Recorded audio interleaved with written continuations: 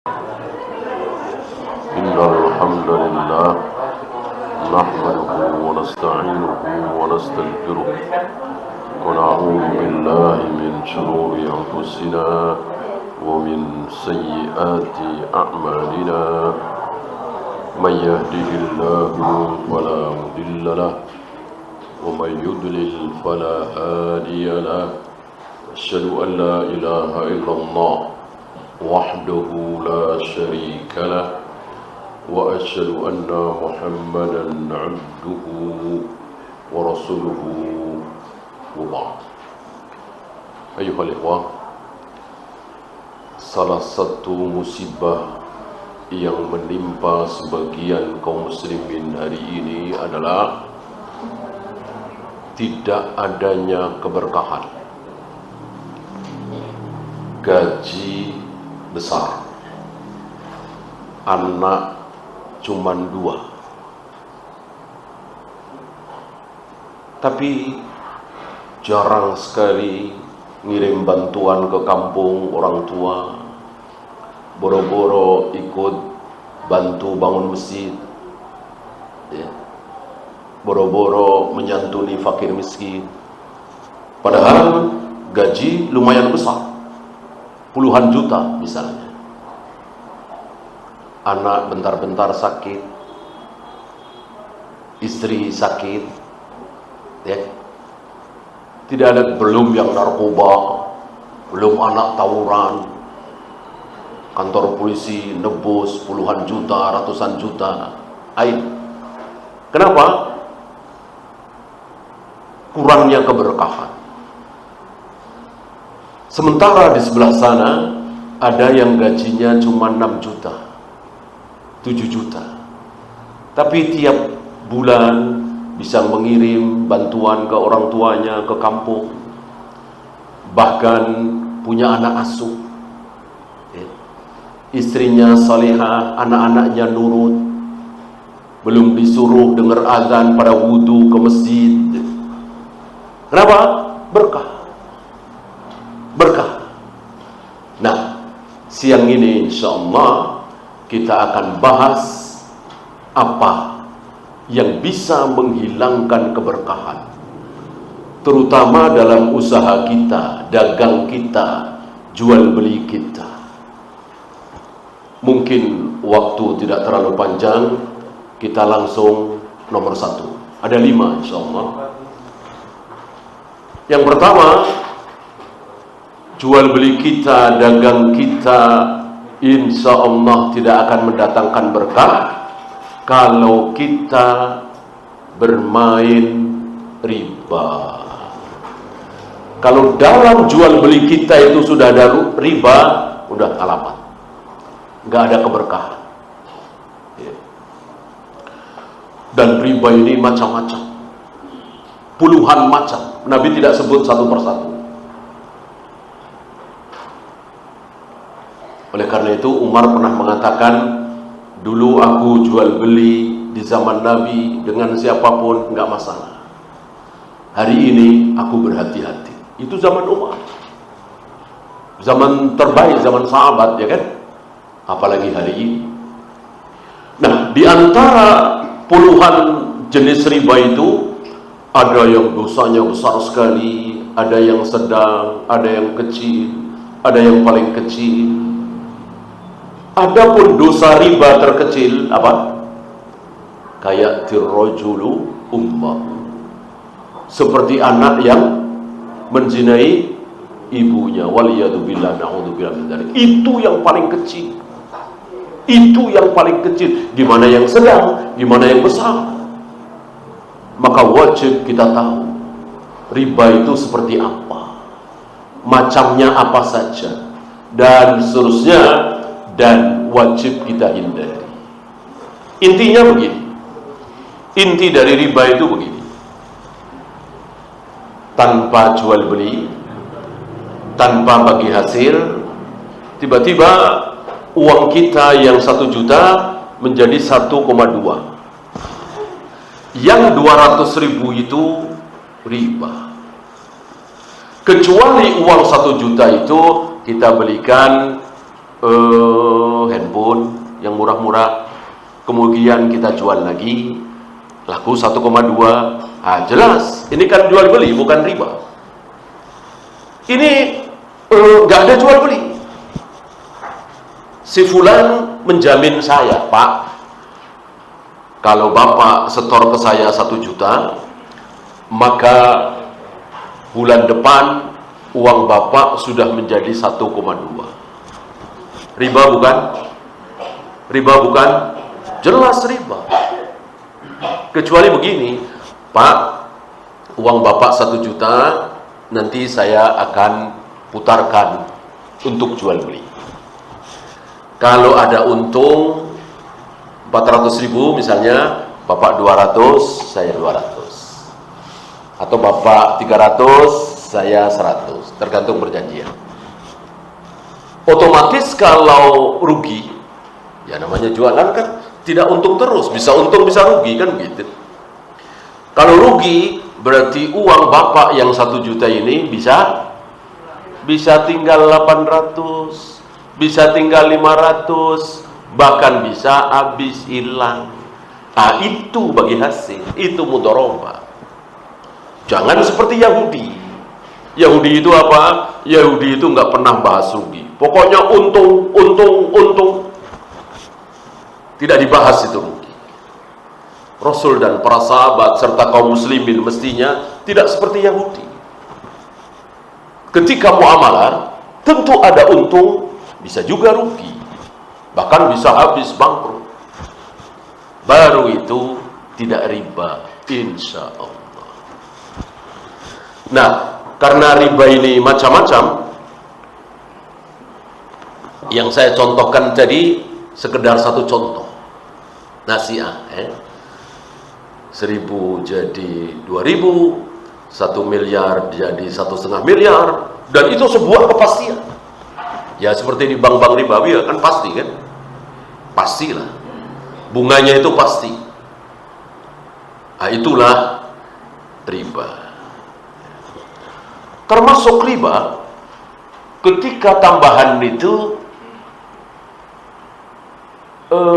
keuntungan dan tambahan itu karena piutang. Karena piutang. Saya punya piutang sama antum, antum punya utang sama saya 10 juta misalnya. Selagi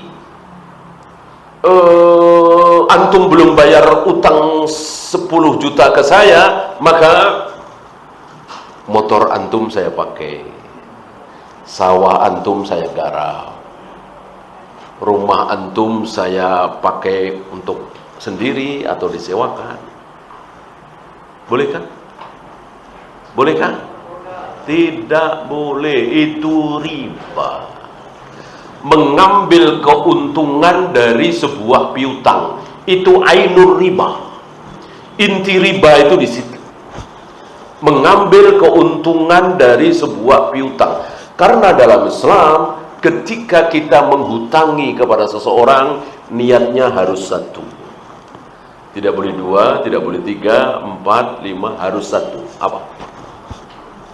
Ketika saya menghutangkan uang, entah 1 juta, entah 10 juta, entah 15 juta ke seseorang, maka niat saya harus satu. Apa? Nolong.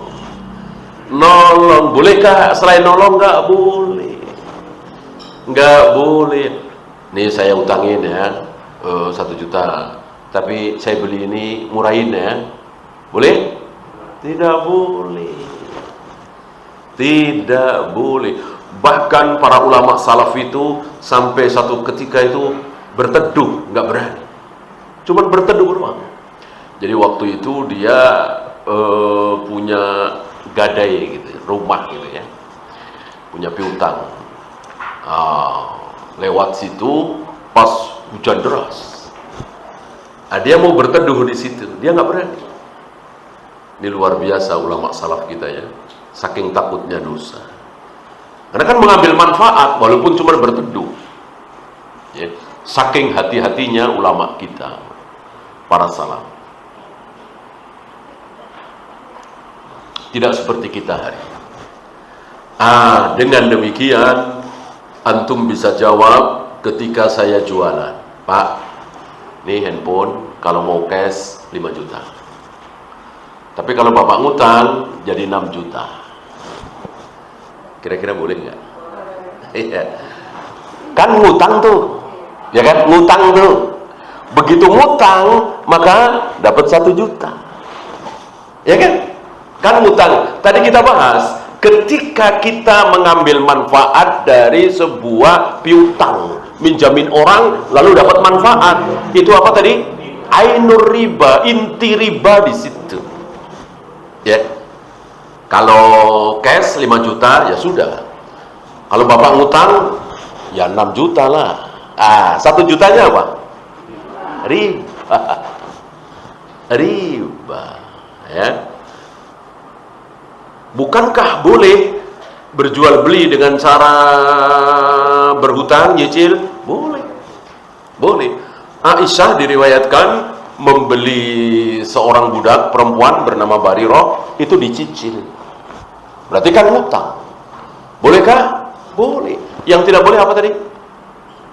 Iya, ditawarkan 2 harga. Kalau mau kontan 5 juta, kalau cicil jadi 6 juta. Cicil kan hutang.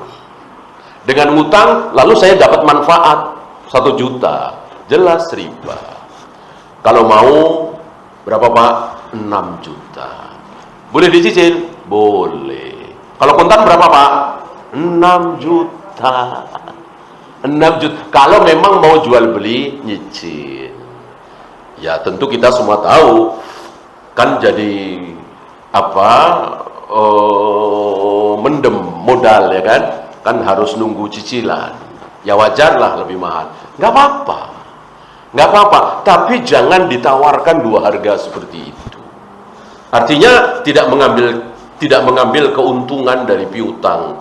Pokoknya saya jual ini 6 juta. Mau cicil silahkan, mau kontan silahkan. Tetap 6 juta. Wala tabi'u bai'ataini fi bai'atin, kata Nabi. Jangan kalian menjual sesuatu dengan 2 jualan, 2 harga. Falahu awqasuhuma awir riba. Yang berlaku harus harga yang kecil. Kalau dua-duanya berlaku, maka riba. Oleh karena itu jangan dua-duanya, udah 1 aja. 6 juta titik. Itu. Cicil silahkan, kontan silahkan. Ya. Ini sedikit tentang riba.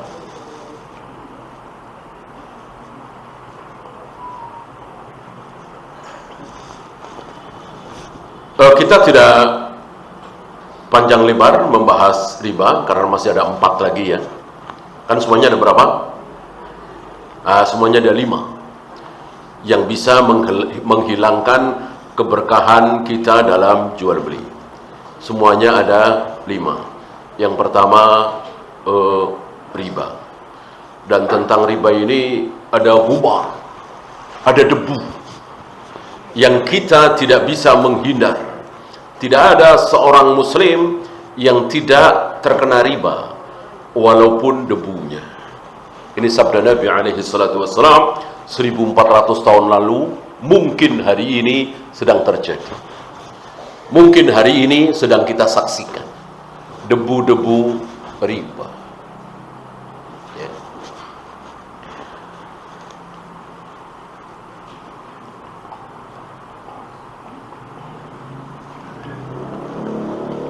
Dan jangan sampai keluar dari riba ini menjadi apa yang disabdakan oleh Nabi. Apa? Yusammunaha bi ghairi ismiha. Memberikan nama dengan yang bukan namanya. Ini jangan sampai terjadi. Saya pernah dengar itu ada yang bilang begini, Pak, kalau Bapak datang ke bank kami ini bank syariah, Pak, bukan bank ribawi, bukan bank konvensional. Bank kami ini bank syariah, tidak ada bunga, tidak ada riba, gitu. Yang ada apa? Bagi hasil, gitu. Kalau Bapak nyimpen uang di bank ribawi, misalnya nyimpen 100 juta. Nanti tahun depan menjadi 110 juta. Dengan tulisan ini bunga, ini riba. Ya. Kalau di kami ini bank syariah. Tidak ada bunga, tidak ada riba. Yang ada apa? Bagi hasil. Caranya bagaimana? Bapak setor uang ke kami 100 juta. Nanti tahun depan Bapak dapat bagi hasil. Berapa? Uang Bapak jadi berapa? 110 juta. Sama apa beda itu sama yang tadi? Iya. Sama-sama juga. Sama-sama kene. Kene-kene kehet. Nggak ada bedanya, cuma diganti saja. Kalau sono bunga, riba, justru malah terus terang kan? Kalau kami bagi hasil, padahal sama aja. Kalau seperti itu ya, mestinya seperti tadi. Jadi uang Bapak yang 100 juta itu kami putarkan. Kalau Bapak mau secara umum, global, ya sudah, kami putarkan terserah kami. Kalau Bapak mau milih, kami ada properti misalnya. Kami ada juga perdagangan misalnya. Kami ada industri ini. Cuman sayangnya kan, bank-bank itu tidak boleh punya sektor real, justru keuangan doang. Penyakitnya di situ. Penyakitnya di situ. Seandainya bank-bank itu punya showroom, punya motor, punya mobil untuk dijual, punya perumahan, kita beli di bank itu, halal apa haram? Insya Allah halal. Insya Allah halal. Berapa Pak? 1 miliar. Uang DP berapa? Sekian. Cicilan berapa? Sekian. Insya Allah halal. Yang jadi haram apa? Iya, yang punya showroom itu, yang punya mobil motor itu, yang punya perumahan itu orang lain, bukan bank. Jadi ada 3 pihak di situ. Yang bikin haram di situ. Nah, alangkah baiknya kalau lembaga-lembaga keuangan itu ya punya sektor real. Dengan demikian, insya Allah ya mau berapapun kan terserah. Namanya jualan kan harganya berapa terserah siapa? Ya, terserah penjual. Pembeli berhak menawar. Nanti ijab kabulnya, dealnya berapa? Itu pada akhirnya. Ya.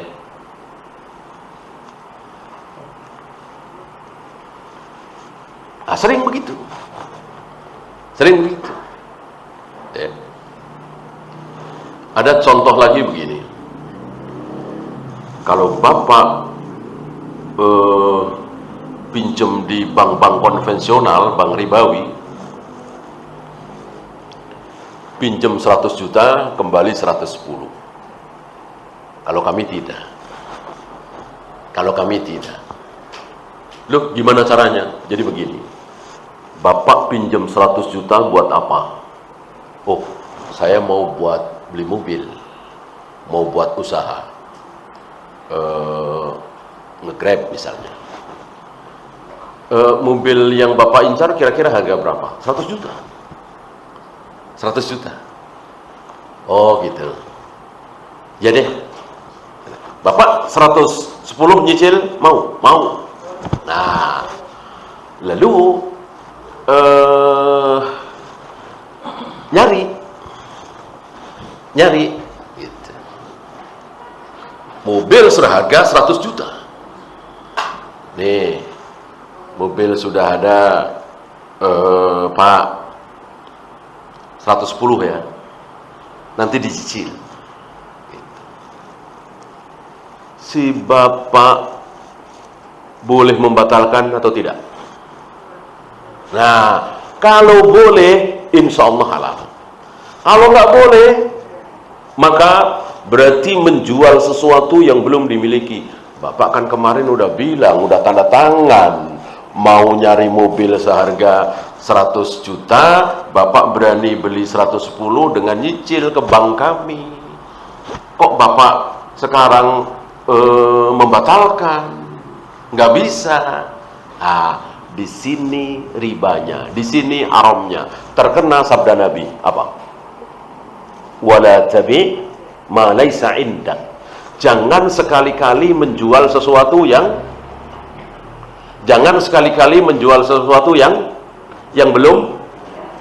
belum engkau miliki.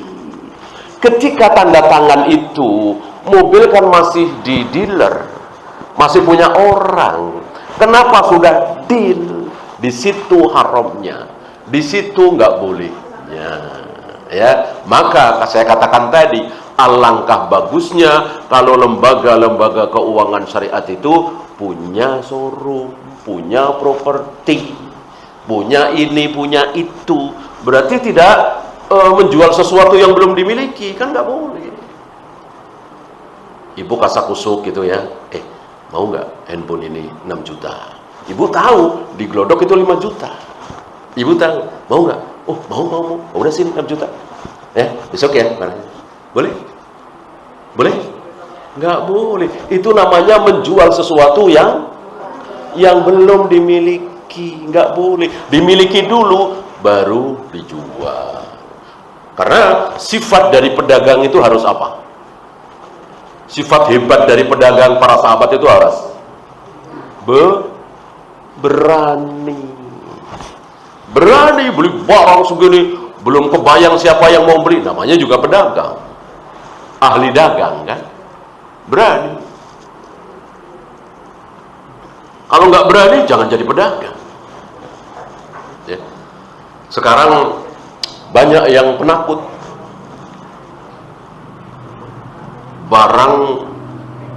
barang masih di tengah lautan dari luar negeri, belum sampai ke Tanjung Priuk, itu para pembelinya sudah suruh tanda tangan bahwa pasti mau beli. Bolehkah? Nggak boleh. Nggak boleh. Sekarang gini aja lah. Nanti bagian yang selanjutnya nanti ada, ya. Namanya khiyar, ya. Handphone sudah saya ambil, uang sudah saya serahkan 3 juta. Handphone saya lihat-lihat, saya maini. Kemudian saya bilang, maaf bang, nggak jadi.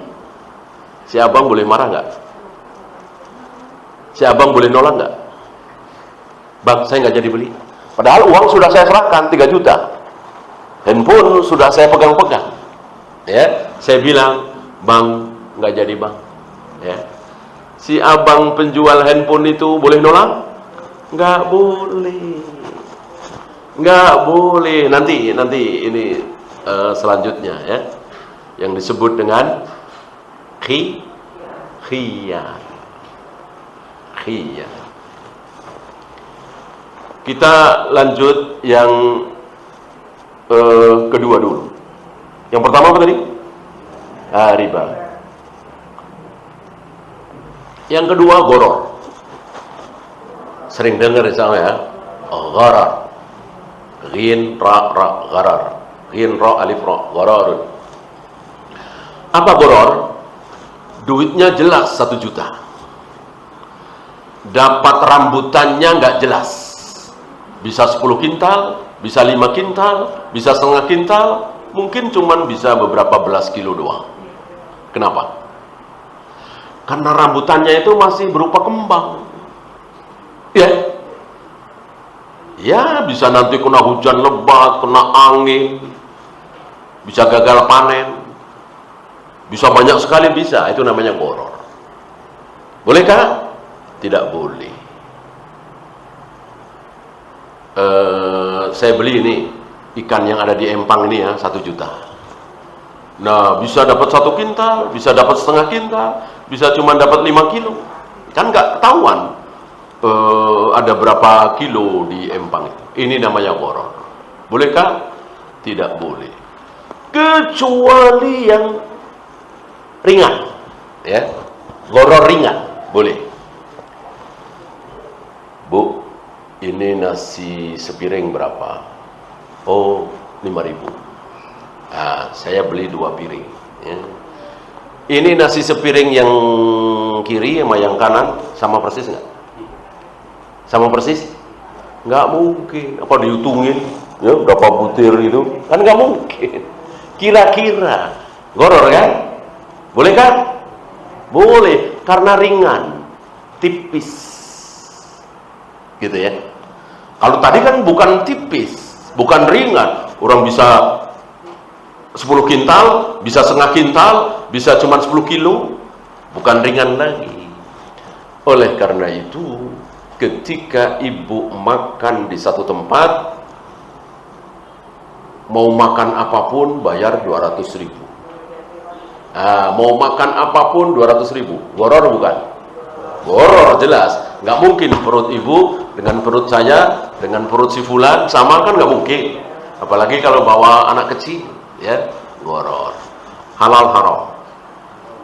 Haram halal. Halal. Kenapa? Kenapa? Iya, tipis, ringan. Ya memang nggak sama perut ibu dengan perut saya. Ya tapi bedanya seberapa sih? Ya, mosok ibu makan sepiring, saya 15 piring, kan nggak mungkin. Ya, ya paling ibu sepiring, saya 2 piring, lauknya begini, ya tipis lah. Tidak seperti tadi, bisa 10 kintal, bisa cuma 5 kilo. Itu kan nggak tipis. Maka para imam menghalalkan. Mau habis berapapun, mau makan apapun, bayarnya 200.000, insya Allah halal. Ya, beda dengan satu pohon dibayar 1 juta. Ketika pohon itu baru berupa kembang atau kembangnya belum ada.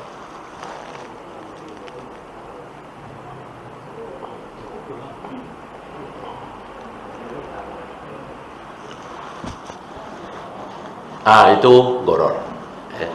Maka kalau ibu ada jual beli seperti itu, jauhi, jangan. Ya. Di sini banyak yang agak gulu ya. Pak, saya mau sapi ini ditimbang, beratnya berapa? Apa 500 kilo atau 400 kilo? Saya nggak mau goror. Ya. Betul ucapan seperti ini, Bu? Ya, jadi sapi, kambing kalau nggak ditimbang itu goror katanya. Betul? Tidak. Berarti di zaman Nabi jual sapi, jual unta, jual kambing goror semua dong. Emang ada Nabi jualan sapi, jualan kambing ditimbang? Nggak ada. Iya, kau lihat aja jogorogannya. Lihat jogorogannya, kecuali jogorogannya nggak tahu ya. Karena ini jogorogannya tahu, apa ngelihat langsung, apa lihat video misalnya ya kan. Yang penting jelas jogorogannya itu. Yang goror itu, ini kan kambing saya ada 200 nih. Udah ibu beli 5 juta. Yang mana? Ya ibu lempar aja kerikil dari sini. Nah, nanti kena yang mana? Itu yang diambil 5 juta. Boleh seperti ini? Tidak boleh. Ini goror namanya. Kalau yang tidak ditimbang kan tidak goror. Jogorogannya jelas, hewannya jelas, gitu ya. Ya, kita lanjut yang keempat. Hah? Oh, 3. Oh, berarti nyimak ya. Yang ketiga, khidah. Khidah itu bahasa kita tipu-tipu, menipu ya. Khidah, kha dal alif ain, khidah.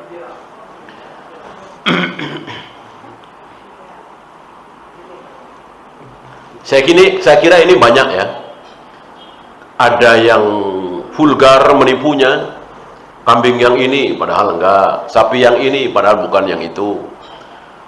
Ada yang tipis, dua-duanya haram, ya.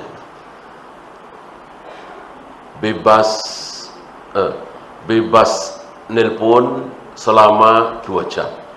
Ya, pikir kita bebas kemana saja, nggak taunya ke sesama doang. Harusnya disebut ke sesama. Nah, banyak yang seperti itu. Banyak yang seperti itu. Mestinya dikasih tahu. Oh, ini ke sesama. Kalau beda provider, ya nggak gratis, ya nggak murah. Mestinya disebut. Jangan ada tipuan, walaupun tipis, bisa berkilah dia. Kalau kita tidak ingin hilang keberkahan, jangan sekali-kali menjual dengan cara-cara seperti itu. Nabi pernah masuk pasar, beliau melihat beberapa makanan, buah ya. Beliau masukkan tangan beliau. Ternyata beliau merasakan basah di dalam, busuk. Padahal itu dijualnya segitu, gitu kan, nggak milih. Langsung Nabi bersabda, "Man ghassana falaysa minna." Barang siapa yang menipu, mengecoh, maka dia bukan golongan kami. Ini ancaman berat, keluar dari golongan Nabi SAW. Maka wajib kita untuk takut. Ya, untung-untung dikit, capek-capek dikit, nggak apa-apa. Yang penting berkah. Jangan ada khid'ah. Yang keempat, kimar atau maisir. Kimar, qaf, mim, alif, ra. Apa kimar?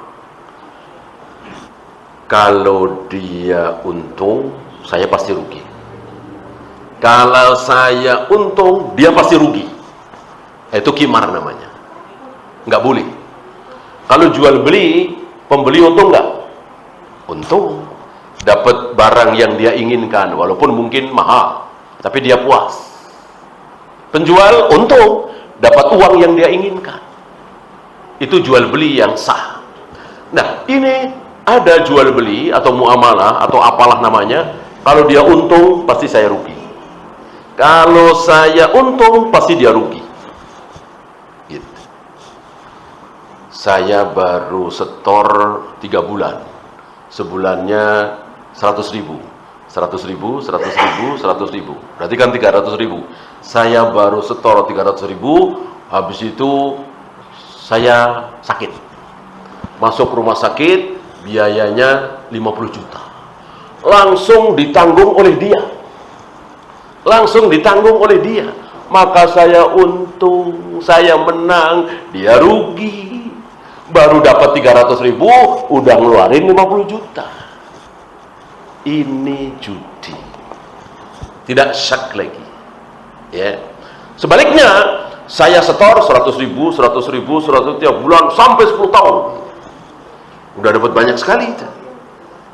Saya nggak sakit-sakit. Ya. Saya nggak sakit-sakit, sakit paling ringan, minum obat warung sembuh. Ya, saya rugi kan? 100.000 kali 12 kali 10 sudah berapa itu?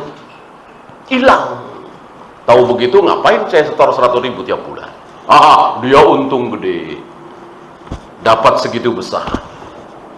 Ini tidak syak lagi, judi, haram. Ya, ada yang suka bermain begitu? Ada? Main begitu ada? Kalau ada yang merasa suka main begitu, segera tinggalkan. Judi sejudi-judinya ini. Jelas itu. Ya, sifat judi memang seperti itu. Dia untung, saya rugi, saya untung, dia rugi, pasti. Nggak mungkin dua-duanya untung. Dari mana? Nah, cuman kita aja nggak berasa, dibikin nggak berasa. Ya, emang nggak berasa, pasti nggak rugi. Ya, emang nggak berasa sih. Cuman 100.000 atau 200.000, sementara gaji kita 15 juta, 20 juta, kan nggak berasa. Tapi tetap itu rugi dan haram. Gitu.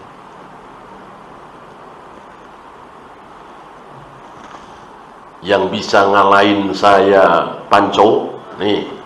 500.000. Ya. Ada yang bisa ngelain, ada yang enggak. Judi enggak? Mana letak judinya? Yang jadi begini, siapa yang ngalahin saya panco, saya kasih 500.000. Tapi kalau dia kalah, dia bayar ke saya 10.000. Judi nggak? Jelas ini judi. Kan dia rugi. Ya, walaupun beda jauh antara 500.000 dengan 10.000, tetap saja dia rugi. Tetap ini judi. Ya, apalagi sama 500.000, jelas itu judi. Nah sekarang begini, yang bisa ngalahin saya panco, saya kasih 500.000. Kalau saya menang, ya nggak bayar apa-apa. Kalau nggak bisa ngalahin, nggak apa-apa. Ini apa? Ini perlombaan namanya, bukan judi. Yang judi kalau dia jadi rugi. Saya untung, dia rugi, dia untung, saya rugi. Itu judi. Ya. Kalau tadi kan dia bisa untung, dapat 500.000, tapi nggak mungkin rugi. Orang nggak bayar. Nggak bayar kan? Kecuali pakai daftar dulu. Daftarnya berapa? 1.000. Judi? Judi. Mau 1.000, mau 500 perak, mau 100 perak. Judi nggak boleh. Ya, yang boleh perlombaan. Perlombaan ya pesertanya nggak bayar, dibayarin oleh orang lain atau sponsor, itu boleh. Tapi kalau pesertanya bayar, walaupun cuma 1.000, 2.000, judi. Ya, jauhi yang judi seperti itu.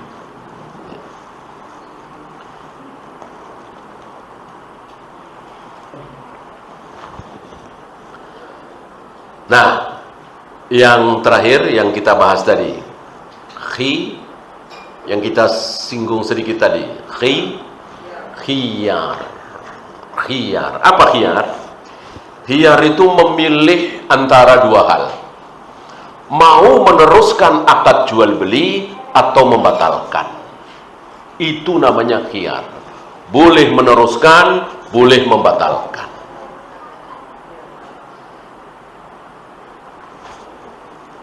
Kalau penjual dan pembeli masih ada di tempat, masih berhadapan, kalau handphone ya masih di counter itu, ini namanya khiyar majlis. Khiyar majlis. Wajib ada, harus ada, nggak boleh tidak. Maka saya contohkan tadi. Handphone sudah saya ambil, uang 3 juta sudah saya serahkan, sudah deal ya, ijab kabul, saya pegang-pegang, saya bolak-balik, saya mainin, tiba-tiba saya berubah pikiran. Maaf bang, sepertinya saya lebih butuh keperluan yang lain, batal. Si abang tidak boleh menolak. Kenapa? Karena masih di majelis, khiyar majelis. Siapa yang membolehkan ini? Allah dan Rasulnya. Maka siapapun yang melarang tidak berhak. Apa yang sudah diperbolehkan oleh Allah dan Rasulnya, siapapun tidak boleh melarang. Apa yang sudah dilarang oleh Allah dan Rasulnya, siapapun tidak membolehkan. Walaupun suaminya, walaupun penguasa. Ya, dek, nggak apa-apa, abang izinin kamu pergi umroh sendiri tanpa mahram, tanpa abang, aku izinin. Boleh? Boleh nggak suami bilang begitu? Nggak boleh, karena sudah diharamkan oleh Allah dan Rasulnya. Apa yang sudah diharamkan oleh Allah dan Rasulnya, siapapun tidak boleh menghalalkan. Walaupun itu suami, walaupun itu orang tua. Gitu ya. Begitu juga tadi, kan sudah dibolehkan. Maka tidak boleh dilarang. Kecuali hak, ya. Suami punya hak. Seorang wanita pergi ke rumah tetangga, halal apa haram? Seorang wanita pakai baju pakai baju biru misalnya atau kuning misalnya, halal apa haram? Halal, ya. Tapi suami melarang, ya. Tetap halal apa jadi haram? Jadi haram karena itu hak suami, ya. Sesuatu yang mubah khusus antara suami istri, suami boleh melarang istrinya. Adapun tetangga kan nggak bisa, ya. Nah, yang kita bahas ini adalah sesuatu yang menjadi hak antara penjual dan pembeli. Dan itu bukan cuma pembeli, Bu, ya, penjual juga. Si penjual bilang, maaf Pak, saya nggak jadi jual ya. Saya baru ingat handphone ini kesukaan anak saya misalnya. Bolehkah si pembeli marah? Nggak boleh, karena masih di majelis. Gitu. Oleh karena itu, kalau ibu misalnya beli handphone murah banget, di mana-mana harga 10 juta, itu ibu beli cuma 4 juta, ya. Mungkin penjualnya lagi linglung atau BU atau apa, ya. Ibu cepet-cepet, iya, cepet-cepet pergi, ya. Jangan di situ terus. Kalau di situ terus masih satu majelis, dia berubah pikiran, ibu harus merelakan. Kalau sudah tidak satu majelis, boleh, ya, boleh. Kan namanya khiyar majelis. Kalau sudah berpisah, hilang itu. Nah, khiyar ini ada 3. Khiyar ini ada 3. Satu tadi khiyar majelis. Yang kedua khiyar syarat. Khiyar syarat. Misalnya begini, ibu beli sepatu, ya, Bang, ini saya bawa pulang, kalau anak saya cocok jadi, kalau anak saya nggak cocok ya nggak jadi. Kata si abang, ya boleh. Nah, ini syarat, bikin syarat,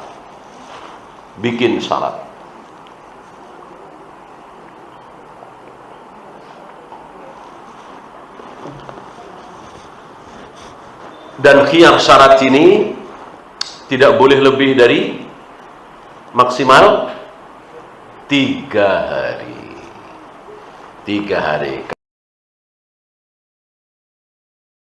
Khiyar syarat ini 3 hari. Lewat dari 3 hari, ya sudah, tidak berlaku lagi. Yang ketiga, yang terakhir, aib. Apa aib? Cacat. Misalnya kita beli sepatu misalnya, sampai di rumah kanan semua, ya, bukan kanan kiri, akan cacat. Ini boleh dikembalikan. Harus tentukan masing-masing punya kriteria yang umum lah, ya.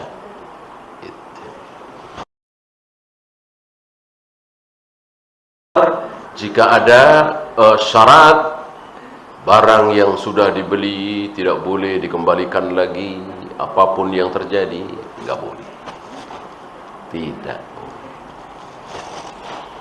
Ya, itu saja. Mungkin kita perluas dengan soal jawab.